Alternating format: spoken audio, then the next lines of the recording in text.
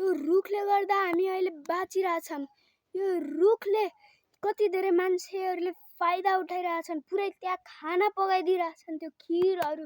यो रुखलाई हामीले काट्यौँ भने नि हामीले अक्सिजन पनि पाउदैनौँ। पुरै खिर मासु भात बनाइरहेछन् यो रुख काटेर खिर मासु भात बनाउन हुँदैन। झरेको दाउरा बनाएर खानुपर्छ।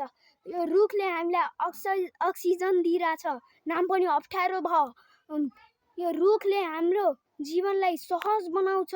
यो रुखले काट्नै हुँदैन। यो रुखले गर्दा मानिसहरूले कति फाइदा गर्छन्। मान्छेहरूले त्यहाँ पुरै खाना बनाइदिन्छन्। रुखले गर्दा त्यहाँ दाउरा काटेर खिर पकाउँछन्, मासु भात पकाउँछन्।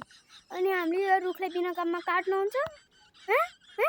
रुखले हामीलाई अक्सिजन दिइरहेको डिप्रेसन यही रुखले गर्दा हामीले अक्सिजन पाउँछौँ।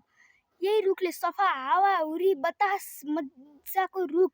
यही रुखले गर्दा यो रुखमा फलेको फलफुलहरू हामीले त्यही खान पाउँछौँ र आफ्नो पेटको भोक भर्न पाउँछौँ। र हामीले अक्सिजन त लियौँ, यो रुखबाट लियौँ, तर कार्बन डाइअक्साइड दिन पनि लोप गर्छौँ। किनकि नाकबाट सास फेर्ने गर्छौँ र नाकबाट नै सास फाल्छौँ। मुखबाट सास फालेपछि अलि कार्बन डाइअक्साइड त जाला, अलि धेरै कार्बन डाइअक्साइड त पाउला यो रुखले। रुखको संरक्षण गर्नुपर्छ।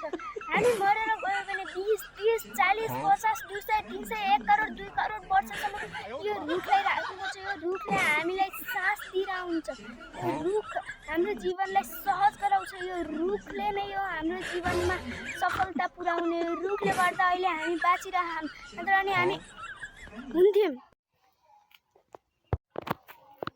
दाजु चिया पिउनुहुन्छ?